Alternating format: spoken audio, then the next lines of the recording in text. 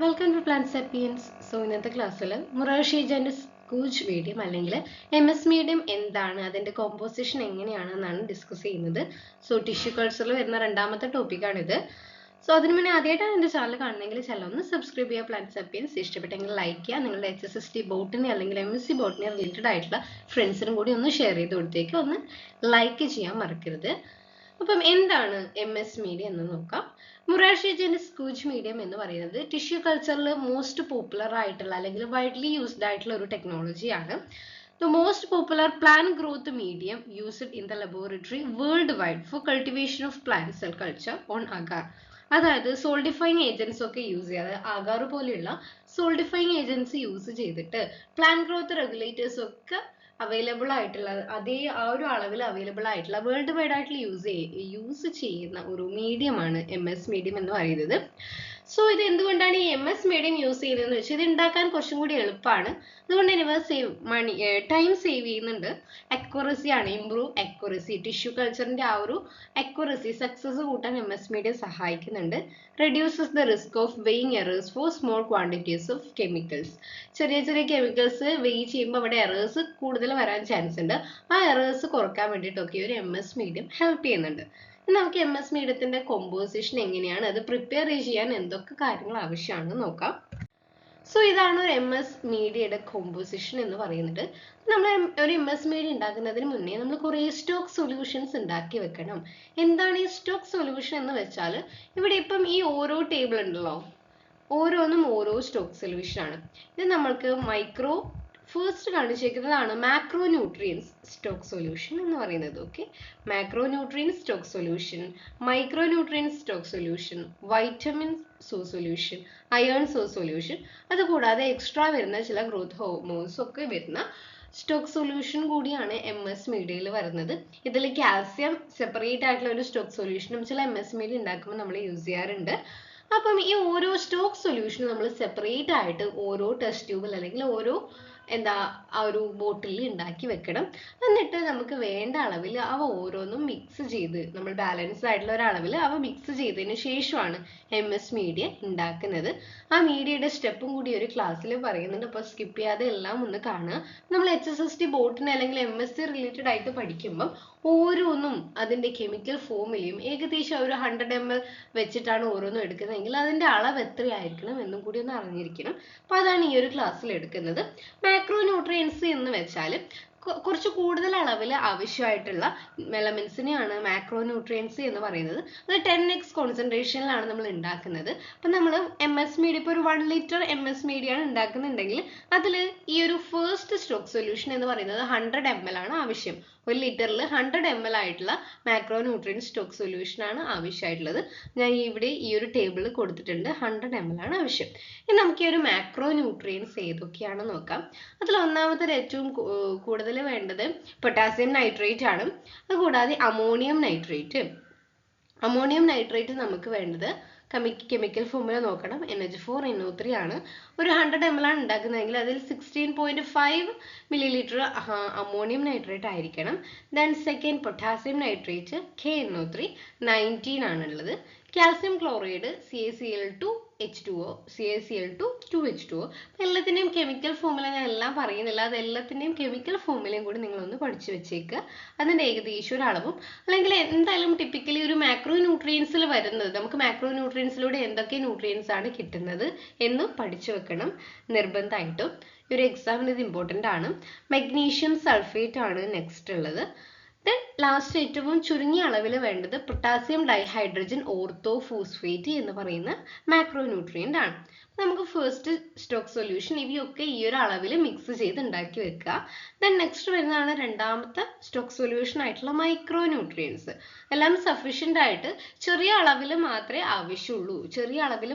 ആവശ്യമുള്ള ന്യൂട്രിയൻസിനെയാണ് micro nutrients എന്ന് പറയുന്നത്. അപ്പോൾ അത് 100x കോൺസെൻട്രേഷനിലാണ് നമ്മൾ ഉണ്ടാക്കുന്നത്. ഓക്കെ, 100x കോൺസെൻട്രേഷനിലാണ് ഉണ്ടാക്കുന്നത്. അപ്പോൾ ഈ ഒരു micro nutrients 10 ml per liter ആണ്. അതായത് ഒരു ലിറ്ററിൽ 10 ml ആണ്, 10 milliliter ആണ് ഈ ഒരു മൈക്രോ ന്യൂട്രിയൻ സ്റ്റോക്ക് സൊല്യൂഷൻ ആവശ്യമായിട്ടുള്ളത്. അപ്പോൾ അതിൽ വരുന്ന മൈക്രോ ന്യൂട്രിയൻസ് ഏറ്റവും കൂടുതൽ അളവിൽ വേണ്ടത് മാഗ്നീസ് സൾഫേറ്റ് ആണ്. ശേഷം zinc sulphate, potassium iodide KI ആണ്, copper sulphate, sodium molybdate, cobalt chloride, boric acid.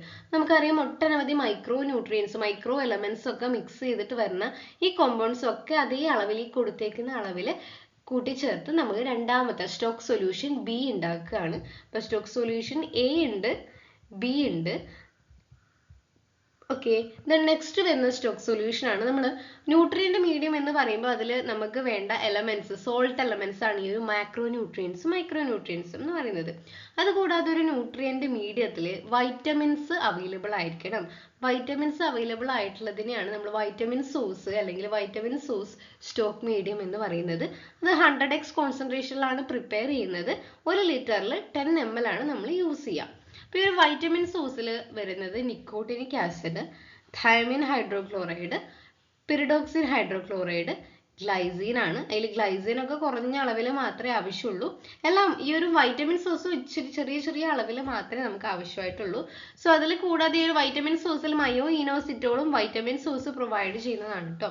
പിന്നെ അതുകൂടാതെ എക്സ്ട്രാ വേണ്ടതാണ് സുക്രോസും ഫൈറ്റാജലും. ഓക്കെ, സുക്രോസ് 30 ഗ്രാം നമ്മൾ ആഡ് ചെയ്ത് എക്സ്ട്രാ ആഡ് ചെയ്യുന്നതാണ്.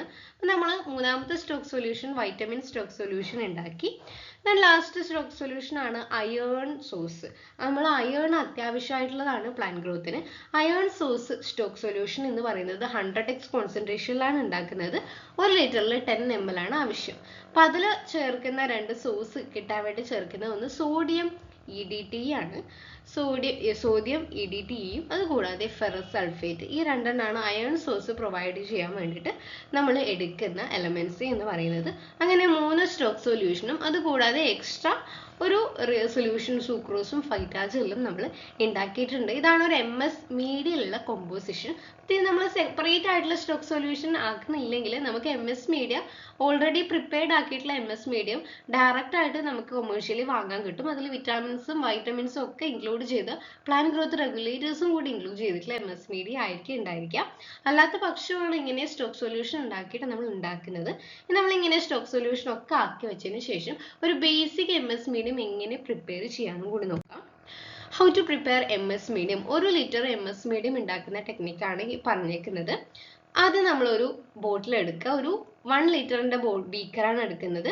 ഒരു മാഗ്നറ്റിക് സ്റ്റിററും നമുക്ക് അതിന് ആവശ്യമാണ്. ഓക്കെ, 1 ലിറ്റർ ബീക്കർ എടുക്കുക വിത്ത് എ മാഗ്നറ്റിക് സ്റ്റിറർ. അതിൻ്റെ അകത്തേക്ക് നമ്മൾ ഡിസ്റ്റിൽഡ് വാട്ടർ ആണ്, ഡബിൾ ഡിസ്റ്റിൽഡ് ആണ്. നമ്മൾ എപ്പോഴും ടിഷ്യൂ കൾച്ചർ അത്രയും സ്റ്റെറിലൈസ്ഡ് ആയിട്ടുള്ള കണ്ടീഷൻ ആയതുകൊണ്ട് തന്നെ ഡബിൾ ഡിസ്റ്റിൽഡ് അല്ലെങ്കിൽ ഡീഅയണൈസ്ഡ് ആയിട്ടുള്ള വാട്ടർ ആണ് എടുക്കുന്നത്. ആദ്യം അതിൽ 750 ml ആണ് എടുക്കുന്നത്. ആ 750 ഡബിൾ ഡിസ്റ്റിൽഡ് വാട്ടറിലേക്കാണ് നമ്മൾ ഇപ്പം പ്രിപ്പയർ ആക്കി വെച്ച ഓരോ ലിറ്ററിനും എത്രയാണ്, 100 ml ആണ്, 10 ml ആണ്, ആ ഒരു അളവിൽ പ്രിപ്പയർഡ് ആക്കി വെച്ച മാക്രോ ന്യൂട്രിയൻസും മൈക്രോ ന്യൂട്രിയൻസും അയേണും വിറ്റാമിൻ സ്റ്റോക്ക് സൊല്യൂഷനും കൂടി ആഡ് ചെയ്യാണ്. ആ 4 സ്റ്റോക്ക് സൊല്യൂഷനും ഈ ഒരു 750 ml ഡിസ്റ്റിൽഡ് വാട്ടറിലേക്ക് ആഡ് ചെയ്യാണ്. അതിനുശേഷം സപ്ലിമെന്റ് ആയിട്ട് നമ്മൾ കുറേ സാധനങ്ങൾ ആഡ് ചെയ്യാറുണ്ട്. നമ്മൾ ലാസ്റ്റ് ഇൻക്ലൂഡ് ചെയ്തിട്ടുള്ള സൂക്രോസും മയോ ഇനോസിറ്റോളും ആഡ് ചെയ്യാണ്. ഇനി നമ്മൾ സോളിഡ് മീഡിയ ആണ് ഉണ്ടാക്കുന്നതെങ്കിൽ അഗാർ പോലെയുള്ള സോളിഡ് ജെല്ലിങ് ഏജൻസ് ആഡ് ചെയ്യാനുണ്ട്. ഇവിടെ നമ്മൾ അഗാറാണ് ബോയിൽ ചെയ്തതിന് ശേഷം ആഡ് ചെയ്യുന്നത്. അപ്പം നമ്മൾ എന്ത് ചെയ്യും, ഇതിന് ശേഷം പ്ലാന്റ് ഗ്രോത്ത് റെഗുലേറ്റേഴ്സും എക്സ്ട്രാ നമുക്ക് വേണമെങ്കിൽ ആഡ് ചെയ്യാം. ഓക്സിനും സൈറ്റോകൈനും ആണ് നമ്മൾ ആഡ് ചെയ്യുന്നത്. MS മീഡിയ പ്രിപ്പയർ ആക്കി നമ്മൾ കൾച്ചർ മീഡിയ ഉണ്ടാക്കുമ്പോഴാണ് ആക്ച്വലി കൂടുതൽ പ്ലാന്റ് ഗ്രോത്ത് റെഗുലേറ്റേഴ്സ് ഒക്കെ ആഡ് ചെയ്യുന്നത്. നെക്സ്റ്റ് നമ്മൾ പറയേണ്ടത് pH മെയിൻറ്റെയിൻ ചെയ്യുക എന്നുള്ളതാണ്. pH മെയിൻറ്റെയിൻ ചെയ്യാൻ നമ്മൾ യൂസ് ചെയ്യുന്നത് ഹൈഡ്രോക്ലോറിക് ആസിഡ് അല്ലെങ്കിൽ സോഡിയം ഹൈഡ്രോക്സൈഡ് ആണ്. അസിഡിറ്റി കൂടുതലാണെങ്കിൽ അത് കുറക്കാൻ വേണ്ടിയിട്ട് NaOH ആഡ് ചെയ്യും. ബേസിക്സിറ്റി കൂടുതലാണെങ്കിൽ അത് കുറക്കാൻ വേണ്ടിയിട്ട് HCl ആഡ് ചെയ്യും. അങ്ങനെയാണ് നമ്മൾ pH മെയിൻറ്റെയിൻ ചെയ്യുന്നത്. സ്റ്റിർ ചെയ്യുമ്പോൾ pH മെയിൻറ്റെയിൻ ചെയ്ത് ഏകദേശം ഒരു 5.7 മുതൽ 5.8 വരെയുള്ള pHയിലായിരിക്കണം നമ്മൾ എപ്പോഴും ആ ഒരു മീഡിയം മെയിൻറ്റെയിൻ ചെയ്യേണ്ടത്. സോ നമ്മൾ എല്ലാം ആഡ് ചെയ്തതിന് ശേഷം ഒരു 1 ലിറ്റർ വരെ മേക്കപ്പ് ചെയ്യുക. 1 ലിറ്റർ വരെ ഫൈനൽ വോളിയം ആക്കി വെച്ചേക്കുക. അതിനുശേഷം ഓട്ടോക്ലേവ് ചെയ്യണം. ഓട്ടോക്ലേവ് എന്ന് പറയുന്ന ഒരു ഇൻസ്ട്രുമെന്റ് എന്ന് പറയുന്നത് ടിഷ്യൂ കൾച്ചറിലും അല്ലെങ്കിൽ ഹീറ്റ് സ്റ്റെറിലൈസേഷൻ എന്ന് പറയുന്ന പ്രോസസ് ആണ്. അതായത് വേപ്പറൈസേഷൻ നടക്കുമ്പോൾ അവിടെ നല്ല രീതിയിൽ ജേംസിനെ കിൽ ചെയ്യാൻ പറ്റുന്ന ഒരു ടെക്നിക്കാണ് ഓട്ടോക്ലേവ്. ഹൈ പ്രഷറിലും ഹൈ ടെമ്പറേച്ചറിലുമാണ് കൊടുക്കുന്നത്. ഓട്ടോക്ലേവിലുള്ള ടെമ്പറേച്ചർ എന്ന് പറയുന്നത് 121°C ആണ്. 50 പാസ്കൽ ആണ് അവിടുത്തെ പ്രഷർ എന്ന് പറയുന്നത്. ആ ഒരു PSIയിൽ പ്രഷറിൽ ഒരു 50 to 20 മിനിറ്റ് നമ്മളുടെ ഈ ഒരു കൾച്ചർ മീഡിയം അല്ലെങ്കിൽ MS മീഡിയം വെക്കണം. പൊത്തി വെച്ചിട്ടാണ് നമ്മൾ ഒരു ഓട്ടോക്ലേവിൽ വെക്കുക കേട്ടോ. അതിനുശേഷം ആവശ്യമുണ്ടെങ്കിൽ മാത്രം ഹീറ്റ് ലെബൽ കമ്പോണൻസ് വെക്കുക. അതായത് ഓട്ടോക്ലേവ് ചെയ്തതിന് ശേഷം ഇനി ഒരു ഹീറ്റ് സെൻസിറ്റീവ് ആയിട്ടുള്ള ഏതെങ്കിലും പ്ലാന്റ് ഗ്രോത്ത് റെഗുലേറ്റേഴ്സ് ഉണ്ടെങ്കിൽ അവ അതിക്കൊന്നും പറ്റാതിരിക്കാൻ വേണ്ടിയിട്ട് ഹീറ്റ് ലെബൽ ആയിട്ടുള്ള കമ്പോണന്റും കൂടി വേണമെങ്കിൽ നമുക്ക് ആഡ് ചെയ്യാം. അതിനുശേഷം കൂൾ ആൻഡ് സ്റ്റോറേജ് സ്റ്റോറിങ് നടത്തുന്നത് ഒരു കൂൾ ആയിട്ടുള്ള ഏരിയയിലായിരിക്കണം സ്റ്റോർ ചെയ്ത് വെക്കേണ്ടത്. സോളിഡ് മീഡിയ ആണെങ്കിൽ കുറച്ച് സോൾഡിഫൈ ചെയ്തതിന് ശേഷം മാത്രം കൂൾ ആയിട്ടുള്ള ഏരിയയിൽ സ്റ്റോർ ചെയ്ത് വെക്കുക. അതിനുശേഷമാണ് ഫെർദർ പ്രോസസ്സിംഗ് ഒക്കെ നടക്കുന്നത്.